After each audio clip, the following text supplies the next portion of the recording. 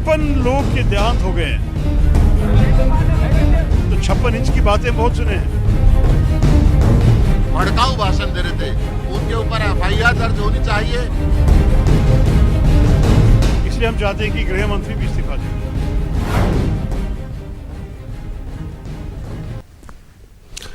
नाज़रीन आदाब, न्यूज़ 18 उर्दू में आपका इस्तकबाल है। मैं हूं मोहम्मद विसाल आजम। आप देख रहे हैं खबर खास में आज हम बात इसको लेकर करेंगे कि पार्लियामेंट का जो बजट सेशन है, जब उसका दूसरा मरहला आज से शुरू हुआ, तो आज पहले दिन किस तरह दिल्ली में हुए फसादात को लेकर जो अपोजिशन जमातें हैं उन्होंने खुलकर आवाज बुलंद की।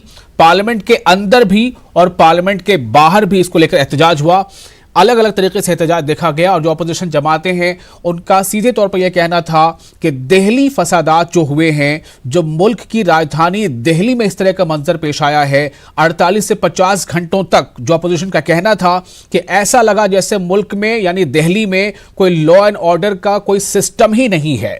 और जिस तरह से बेलगाम होकर फसादियों ने कहर बर्पा किया, दिल्ली को जलाते रहे, धुआं करते रहे, तो इस पर सवाल उठाया अपोजिशन पार्टियों ने। और सवाल यह उठाया है कि आखिर पुलिस एक्शन में क्यों नहीं थी, पुलिस ने लापरवाही क्यों बरती, क्या पुलिस को कुछ खास हिदायत मिल रही थी, यह अपोजिशन का कहना था। वहीं दूसरी तरफ 24-25 के बाद जो कुछ दिल्ली का मंजर पेश आया, जिस तरह से गुज़िश्ता दिन लगातार शाम के बाद से जो अफवाहों का बाजार गर्म हुआ, अफवाह के बाद दिल्ली के अलग अलग इलाकों में ऐसा महसूस किया गया कि वहां पर हालात फिर से शायद बिगड़ सकते हैं। लेकिन इस बार पुलिस ने शायद कोई चूक नहीं बरती, पुलिस लगातार एक्शन में रही। पुलिस के तमाम बड़े अफसरान जो है वो कैंप करते रहे, वो गश्त करते रहे, और खास तौर से जो साइबर सेल है वो बहुत एक्टिव रहा।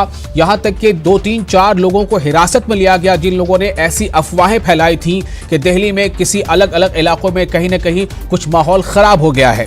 हालांकि कल देर शाम से लेकर रात भर दिल्ली की आवाम, खास तौर से मशरकी दिल्ली और उसके साथ साथ दिल्ली की आवाम जो है वो बिल्कुल बेचैन रही। लेकिन पुलिस ने यहां पर वो कर दिखाया जिसकी उम्मीद लोग नहीं कर रहे थे, क्योंकि 24-25 के दौरान जो है इन तारीखों में पुलिस का जो रवैया रहा था, 26 फरवरी को जो रवैया रहा था, उसको लेकर लोगों को लग रहा था कि भरोसा कैसे किया जा सकता है। यहीं पर सवाल भी ये पैदा होता है कि जब पुलिस इतने एक्शन में गुज़िश्ता दिन देखी जा सकती है, इतनी एक्टिव नजर आ सकती है, तो पुलिस को 24, 25, 26 को आखिर क्या हो गया था। बहरहाल इसी दरमियान खबर यह भी है कि इन इलाकों में जहां से लोग अपने घर मकान छोड़कर जा चुके थे, उनके हालात अब कैसे हैं, क्या आवाम जो है अपने घरों को लौट रहे हैं। खबर यह भी है कि कई राहत कैंप बनाए गए हैं। हालांकि राहत कैंप बनाए जाने का आम आदमी पार्टी ने भी ऐलान किया था। आम आदमी पार्टी ने इस बात का भी ऐलान किया है कि वो एक पीस पैनल जो है वो उसका वो पैनल जो है कॉन्स्टिट्यूट करेगी और उस पैनल में कई पार्टियों के लीडर होंगे। खबर यह भी है कि बीजेपी का भी एक लीडर उसमें शामिल होगा और वो उसका काम ये होगा कि किसी भी हाल में जो अमनो अमान के फिजा है उसे तार न होने दिया जाए। इसी बीच खबर है कि कई ऐसे कैंप हैं जहां पर फसाद ज़दा मुतासरीन को लाकर रखा जा रहा है।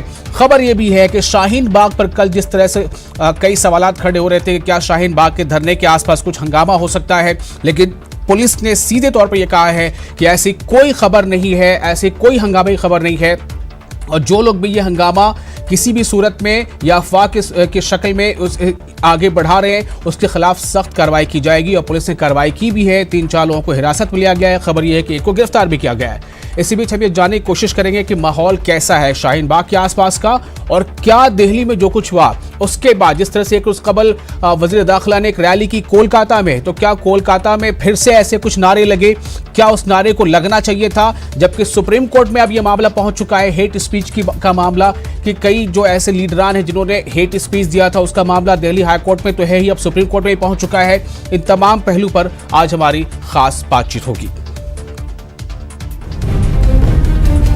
56 लोग के देहांत हो गए, तो 56 इंच की बातें बहुत सुने हैं। भड़काऊ भाषण दे रहे थे, उनके ऊपर एफआईआर दर्ज होनी चाहिए। इसलिए हम चाहते हैं कि गृह मंत्री भी इस्तीफा दें।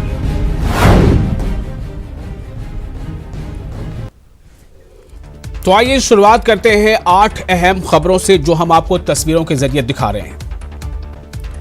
तो ये 8 अहम खबरें हैं इस वक्त आपकी तस्वीर आप देख रहे हैं। सबसे पहली खबर यही है कि दिल्ली तशद्दुद को लेकर पार्लियामेंट के अंदर भी और पार्लियामेंट के बाहर भी आज आवाज बुलंद हुई। बजट सेशन का दूसरा मरहला आज से शुरू हुआ और दिल्ली तशद्दुद के मामले पर जबरदस्त हंगामा हुआ। इजलास शुरू होने से कबल अपोजिशन के लीडरों ने पार्लियामेंट के अहाते में गांधी जी के मुजस्समे के सामने जबरदस्त एहतजाज किया। सेशन के दौरान भी लोकसभा और राज्यसभा दोनों ऐवानों में काफी हंगामा हुआ। अपोजिशन लीडरों ने मरकजी हुकूमत पर निशाना साधा और कहा कि जब दिल्ली जल रही थी तो क्या हुकूमत सो रही थी। दिल्ली तशद्दुद पर कांग्रेस मरकजी हुकूमत को घेर रही है। कांग्रेस लगातार अमित शाह से इस्तीफे का मुतालबा कर रही है। शशि थरूर ने पीएम मोदी से भी कहा है कि वो दिल्ली में हुए तशद्दुद पर अपनी खामोशी तोड़ें और ये जाहिर करें कि आखिर मरकजी हुकूमत का दिल्ली तशद्दुद पर क्या कहना है। दूसरी तस्वीर है, आप देख रहे हैं असदुद्दीन ओवैसी को ऑल इंडिया मजलिस-ए-इत्तेहादुल मुस्लिमीन के सरबराह हैं।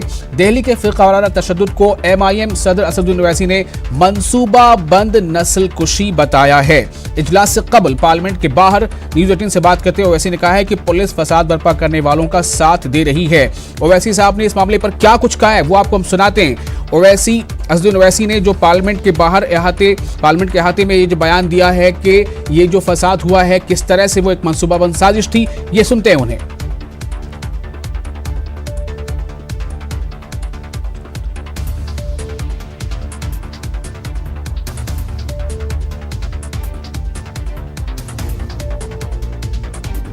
असदुद्दीन ओवैसी, उनसे हम बात करते हैं। सर, जिस तरह से दिल्ली की जो हिंसा हुई है कैसे देखते हैं सर? ये इसको हिंसा नहीं कह सकते आप। ये प्री प्लान तरीके से एक जेनोसाइड प्रोग्राम वहाँ पर हुआ है।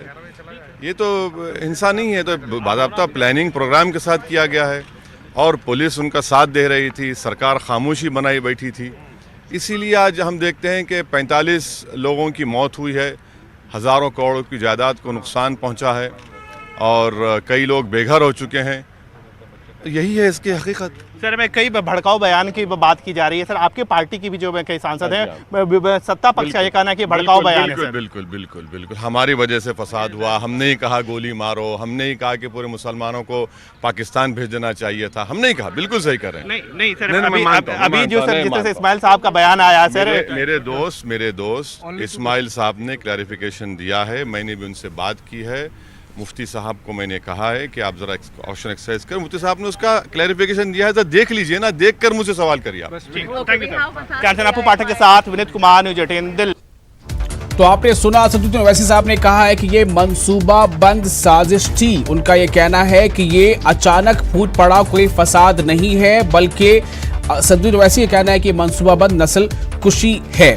और इसके बाद जो अहम खबर है वो ये है कि बीजेपी लीडरों की इश्तियाल अंगेज बयानबाजी का मामला अब सुप्रीम कोर्ट पहुंच चुका है। जो स्क्रीन पर आप तीसरी खबर देख रहे हैं, ऊपर में दाहिनी तरफ से तीसरी खबर, समाजी कारकुन हर्षवर्धन ने आज सुप्रीम कोर्ट में कपिल मिश्रा, अनुराग ठाकुर, प्रवेश वर्मा समेत कई लीडरों के खिलाफ अर्जी दाखिल की है। अर्जी में इन तमाम के खिलाफ इश्तियाल अंगेजी के मामले में FIR दर्ज किए जाने की अपील की गई है। और जो चौथी खबर है वो ये है कि जिस तरह से यहाँ पर कार्रवाई हो रही है उसको लेकर ये बताया जा रहा है कि लगातार ऐसे मामले सामने आ रहे हैं और उसके बावजूद जो पुलिस है वो आखिर इसमें उसने बहुत एक्शन में पुलिस क्यों नहीं नजर आई। अफवाहों को लेकर यह मामला चल रहा था कि आखिर अफवाहें जो है गर्म रहती हैं, तो इस पर पहले जो पुलिस ने एक्शन अगर लिया होता तो शायद ऐसे हालात खराब नहीं होते। लेकिन जो ताज़ा खबर हमने आपको पहले बताया कि कल शाम और फिर देर रात जो अफवाहों का बाजार गम रहा, तो उस पर पुलिस ने काफी सख्ती दिखाई और पुलिस ने रोहिणी इलाके से आज एक शख्स को हिरासत में लिया।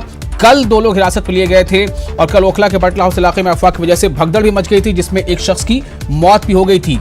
तो पुलिस ने अफवाहों पर सख्ती की है और इसी से पुलिस पर लोगों का भरोसा भी जगा है और साथ ही साथ पुलिस पर से ये सवाल भी उठ रहा है कि क्या यही पुलिस 24, 25, 26 तारीख को एक्शन में नजर नहीं आ सकती थी? तब पुलिस के हाथ क्यों बंधे थे? किसका इशारा था? ये लोगों का कहना है। और इसके बाद जो खबर अहम है वो है निर्भया मामले में निर्भया समाज इस्मत रेजी के मुजरिमीन पवन गुप्ता की अर्जी सुप्रीम कोर्ट ने खारिज कर दी है। जो स्क्रीन पर आप नीचे दाहिनी तरफ की पहली खबर देख रहे हैं, यह सुनवाई बंद कमरे में 5 जजों की आईनी बेंच ने की। बेंच में justice NV Ramana, justice Arun Mishra, justice RF Nariman, justice R Bhanumati और जस्टिस अशोक भूषण शामिल थे। गौरतलब है कि इससे पहले तीसरी बार 3 मार्च के लिए पवन गुप्ता समेत 4 कसूरवारों के खिलाफ पटियाला हाउस कोर्ट ने डेथ वारंट जारी किया था।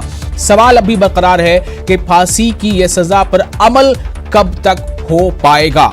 एक और अहम खबर आर्टिकल 370 को लेकर, जम्मू कश्मीर से दफा 370 की मनसूखी के खिलाफ अर्जियों पर सुप्रीम कोर्ट में आज सुनवाई हुई और सुप्रीम कोर्ट की 5 जजों के आईनी बेंच ने मामले को बड़ी आईनी बेंच में भेजे जाने की अर्जी को मुस्तरद कर दिया। अब 5 रुकनी बेंच ही इस मामले की समाअत करेगी। आपको बता दें कि जम्मू कश्मीर से 5 अगस्त को दफा 370 को मनसूख कर दिया गया था। और अब नीचे की तरफ आप दाहिनी तरफ से जो तीसरी खबर है, यानी कि ये 7वीं खबर आपको हम बता रहे हैं, वो है दिल्ली में कोरोना वायरस को लेकर कि दिल्ली के साथ साथ अब हैदराबाद यानी तेलंगाना के हैदराबाद में भी एक मामला सामने आ चुका है।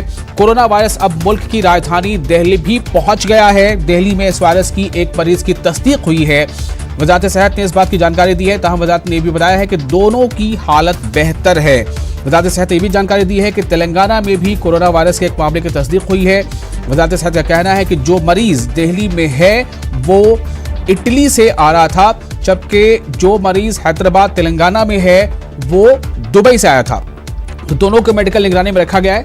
और आपको बता दें कि चीन से निकलने वाले इस वायरस से अब तक दुनिया भर में 3000 से जायद लोगों की मौत हो चुकी है। चीन के बाद सबसे ज्यादा कहीं अगर मौत हुई है तो वो मुल्क है ईरान। और अब आखिरी खबर है अजमेर के उर्स के ताल्लुक से।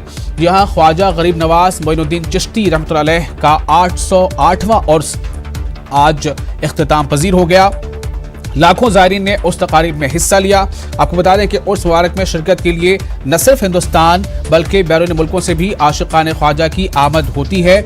और कुल की रस्म के बाद जन्नती दरवाज़ा को बंद कर दिया गया। लाखों की तादाद में अजमेर आने वाले ज़ायरीन के लिए दरगाह और इसके करीब के गेस्ट हाउस में खुदाम की जानिब से इंतजाम तो किया ही जाता है। इस बार अजमेर से 15 किलोमीटर दूर भी 1 लाख से ज्यादा लोगों के ठहरने का इंतजाम दरगाह कमेटी की जानिब से किया गया था। तो ये अजमेर का जो उर्स है वो इख्तिताम पजीर हो चुका है। तो ये थी 8 अहम खबरें।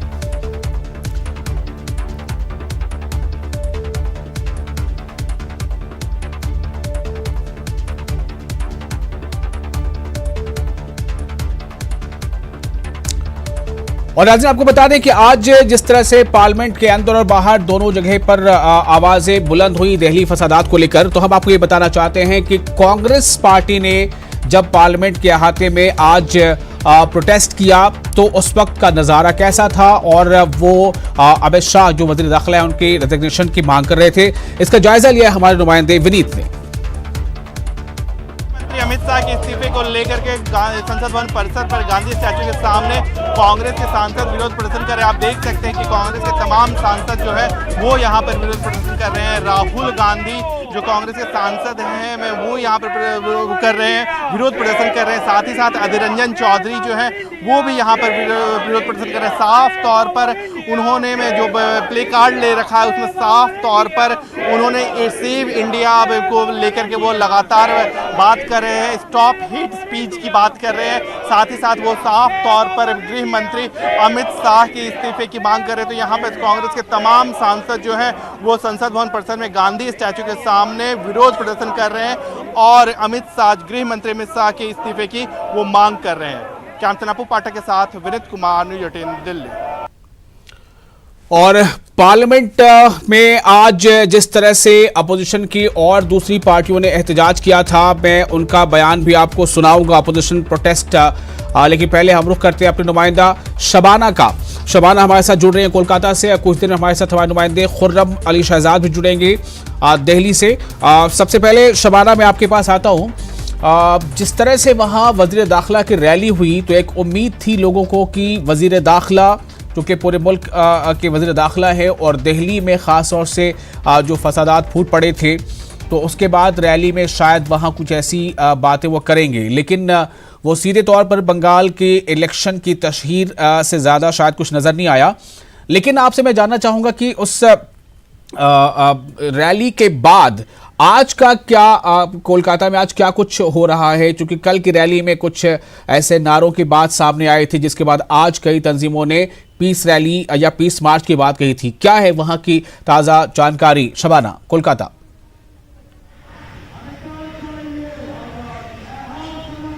बिल्कुल, कल देखें जिस तरह से वजीर दाखिला अमित शाह की मीटिंग थी कोलकाता में, अभिनंदन मीटिंग थी जो सीए और एनआरसी की हिमायत में बीजेपी की तरफ से मुनक्किद की गई थी, और यही समझा जा रहा था कि शायद इस तरह के सीए और एनआरसी को लेकर जो लोग खौफ में मुब्तला हैं, जो तशवीश में मुब्तला हैं लोग, जिसके खिलाफ लोग सड़क पर हैं, उनको ये उम्मीद थी कि उन्हें जो है वो कुछ ऐसा वजीर दाखिला अपने बयान से उनकी जो तशवीश की जो सूरत हाल है उसे कम करने की कोशिश करेंगे, लेकिन बिल्कुल ऐसा नजर नहीं आया। और एक बार फिर लोकसभा इलेक्शन के बाद बंगाल की जो कारपोरेशन इलेक्शन है, कोलकाता म्युनिसिपल कारपोरेशन के, खासकर हावड़ा म्युनिसिपल कारपोरेशन के इलेक्शन है, और उसके साथ साथ असेंबली इलेक्शन है। आपने देखा होगा कि वजीर दाखिला ने कहा कि अगर उन्हें बंगाल मिल जाता है तो वो बंगाल को सोनार बांग्ला कहेंगे। तो एक तरह से पूरा ये इलेक्शन की तशहीर के ताल्लुक से उन्होंने ज्यादा बात कही, और साथ ही साथ उन्होंने एक नई बात जो कल की मीटिंग में देखी गई वो ये थी कि बंगाल की अक़लियती तबका, खासकर उन्होंने अक़लियती तबके को जो है मुखातिब किया है कि वो खौफजदा ना हो,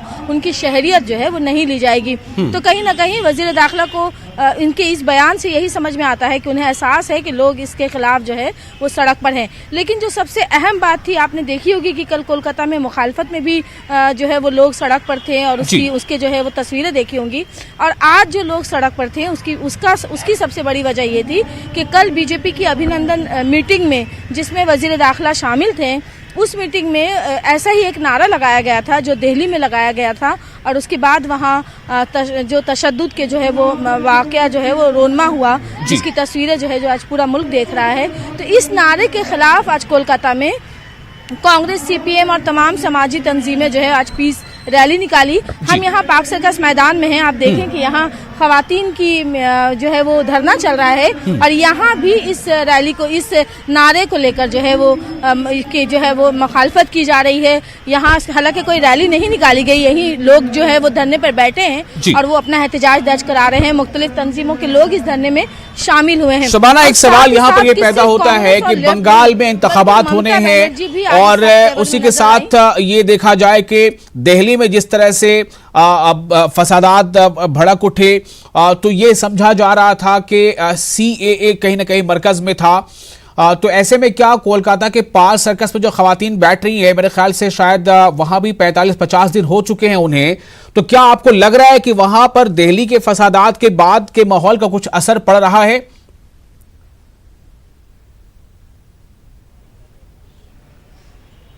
देखिए, यहाँ आज 55 दिन हो चुके हैं, ये जो खवातीन की जो ये धरना चल रहा है, आप देखें, तस्वीरें देखें, और आज जो है यहाँ एहतजाजी मीटिंग हो रही है। तो ये 55 दिन हो चुका है, और यहाँ जो है वो माहौल जो है वो पूरा मन है, लोग जो है वो एहतजाज कर रहे हैं। आज जिस तरह से ममता बनर्जी ने नेताजी इंडोर स्टेडियम में उनकी एक मीटिंग थी, उनकी पार्टी की मीटिंग थी, और ममता बनर्जी ने भी साफ तौर पर कहा कि ये नारे जो है जो कल लगाए गए हैं वो बंगाल में जो है वो कबूल नहीं किया जाएगा। और इसी तरह से ममता बनर्जी ने यह भी कहा कि वो आइंदा बूथ से पार्टी लीडरान को हिदायत दी है कि वो एक धिक्कार रैली बीजेपी के खिलाफ जो है वो तो क्या ये समझा जाए शबाना कि ममता भी कहीं न कहीं इंतजार में थी कि कुछ ऐसा मौका मिले कि फिर से वो अपने आंदोलन को तेज करें? क्या इस पर कुछ कार्रवाई की है वहाँ हुकूमत ने या मकामी इंतजामिया ने, जैसा दूसरी पार्टियां ये सवाल उठा रही हैं कि अगर कुछ गलत हुआ है तो फिर कार्रवाई क्यों नहीं?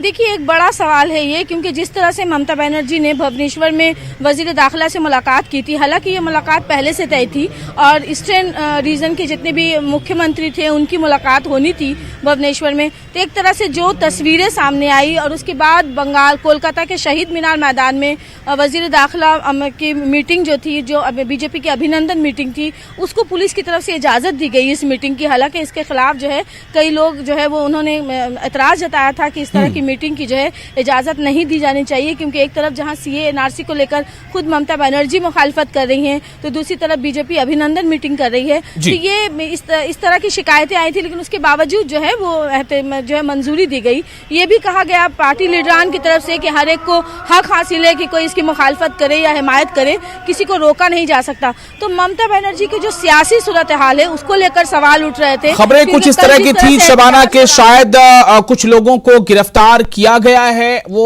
हेट स्लोगनिंग के लेकर।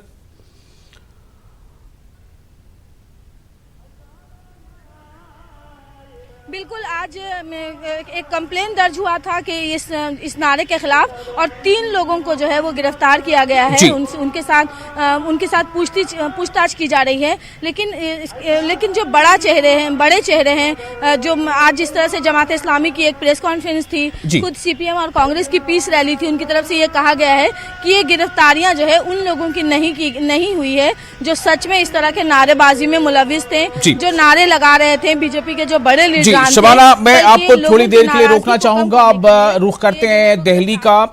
खुर्रम, दिल्ली के हालात कैसे हैं? खबर ये है कि कई जगहों पर रिलीफ कैंप बनाए गए हैं अलग अलग तंजीमों के जरिए से। क्या सरकारी सतह पर भी किसी कोई रिलीफ कैंप बनाया गया है? और क्या अब लग रहा है कि दिल्ली में एतमाद बहाली का जो की शुरुआत है वो हो चुकी है? खुर्रम, इस वक्त आप कहां पर हैं?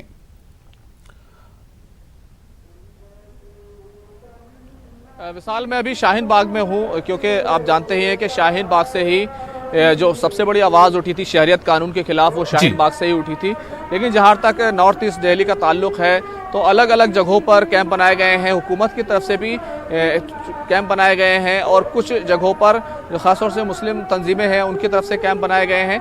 और कई जगहों पर हमने लंगर बंटते हुए देखे हैं, चाहे वो खालसा ग्रुप हो, चाहे वो निरंकारी ग्रुप हो, और इसके अलावा दूसरे लोग भी हैं, वो भी अपना लंगर वहाँ पर बांट रहे हैं।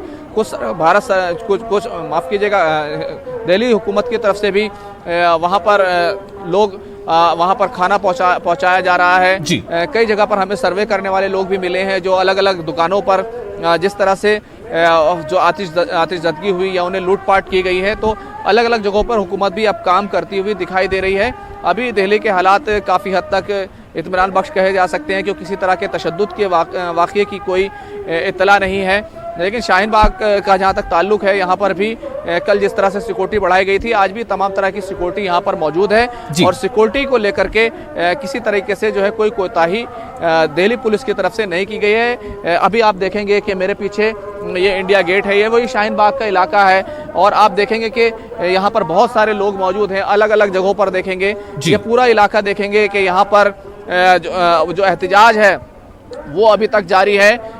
और जहां पर मेरे कैमरामैन हैं उनके पीछे वो पंडाल लगा हुआ है जो शाहीन बाग के एहतजाज के तौर पर जिसको जाना जाता है। तो ये तमाम चीज़ें विशाल यहाँ पर दिखाई देंगी, और अभी तक जो जिस तरह से हालात कंट्रोल करने की बात की गई है वो कंट्रोल होता हुआ दिखाई दे रहा है। कई तरह के रूमर्स कल ज़रूर उड़े थे, एक शख्स की बटला हाउस में मौत होने की भी इत्तला है, लेकिन फिलहाल जो हालात हैं वो कंट्रोल में है, और रूमर्स पर, अफवाहों पर ध्यान न देने के लिए कहा गया है। और यही वजह है कि अभी भी लोग जो है, लेकिन जिस तरह का फसाद हुआ, जिस तरह की चीज़ें हुई, थोड़ा सा उनके अंदर खौफ जरूर मौजूद है। खुर्रम, क्या आपने कुछ लोगों से बात की है? लोग दरअसल अब क्या कहना चाहते हैं? 24, 25, 26 इन तारीखों को वो किस तरह से याद रखते हैं? आगे के लिए उन्हें उनके दिलों में क्या है कि आगे आने वाला दिन कैसा हो सकता है? उनका जो एक जो मूवमेंट चल रहा है उस पर इसका क्या असर पड़ेगा?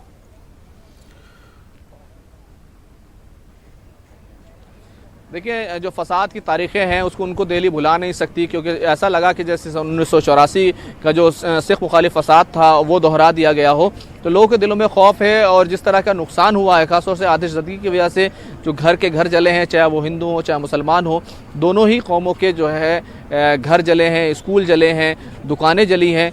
तो दोनों ही से हमने बात की है। कई जगहों पर बाज़ाब्ता, खासतौर से मौजपुर मेन मार्केट के इलाके में हमने देखा कि बहुत ही एक तरह से छांट कर और इंतखाब कर करके उसमें जो लूटमार की गई है, इस तरह की तस्वीरें ज़रूर नज़र आई हैं। लेकिन वहाँ का भाईचारा भी हमें दिखाई दिया है।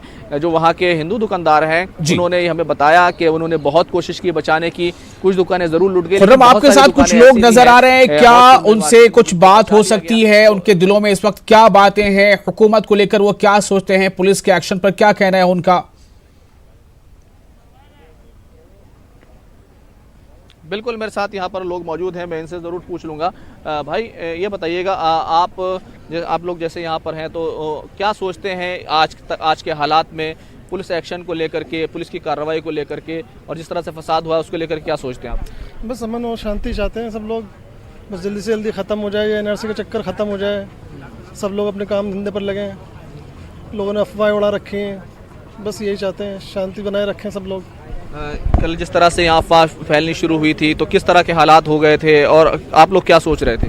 बस सब लोग घबरा गए थे, एकदम खौफ हो गया था सबको, लेकिन जब अफवाह उड़ाई थी लोगों ने, वैसे बस ऐसा कुछ भी नहीं था बस। बिल्कुल। आप क्या कहना चाहेंगे जिस तरह के हालात हैं? हालात तो आते रहते हैं, इंशाल्लाह उम्मीद है हमें, हम तो डटे रहेंगे यहाँ इंशाल्लाह, जब तक हमारा 23 तारीख तक तो जो फैसला होगा कुछ ना कुछ। बाकी हम डटे हुए हैं यहाँ, अल्लाह का शुक्र है, हिम्मत टूटी नहीं है और टूटेगी नहीं जब तक ये कानून वापस नहीं होता, सीए और एनपीआर। इस तरह से हालात बदले हैं, उसको लेकर के क्या सोच है? हालात बदले उसके लिए हिम्मत है, अभी हौसला बरकरार है सभी में, देख ही रहे हो आप, यहाँ पर सब पब्लिक है अभी इंशाल्लाह। अफवाहों पे जो कार्रवाई पुलिस ने की है, क्या भरोसा बढ़ा है? बिल्कुल, यहाँ पर जी भाई साहब इधर आ जाइए जी। मेरा नाम अशोक कुमार दिवाकर है, I came from Ahmedabad, and whatever is going, that is perfect going on, and whatever Indian government has done, CA and NRC, that is unconstitutional, total unconstitutional, and इसके पीछे जो है मनवादी संगठन है जो अपनी विचारधारा यहाँ थोपना चाह रही है। लेकिन जिस तरह से कल अफवाहें उड़ी, अब दिल्ली पुलिस ने कार्रवाई की है, तो क्या आप लोगों के अंदर विश्वास बढ़ा है, एतमाद बढ़ा है? नहीं, ये अफवाहें हैं, केवल अफवाहें हैं, ये अफवाहें हैं, और हमें विश्वास है कि अभी भी हम लोग डटे रहेंगे इसमें। चलिए, बहुत बहुत शुक्रिया खुर्रम आपका और शबाना आपका भी, कोलकाता से आप हमें मजीद जानकारी दे रही थी। नाज़रीन आपका भी शुक्रिया, आप हमारे इस खास प्रोग्राम में बने रहे। मुझे दीजिए इजाजत, आदाब। 56 लोग के देहांत हो गए हैं, तो 56 इंच की बातें बहुत सुने हैं। भड़काऊ भाषण दे रहे थे, उनके ऊपर एफआईआर दर्ज होनी चाहिए। इसलिए हम चाहते हैं कि गृह मंत्री भी इस्तीफा दें।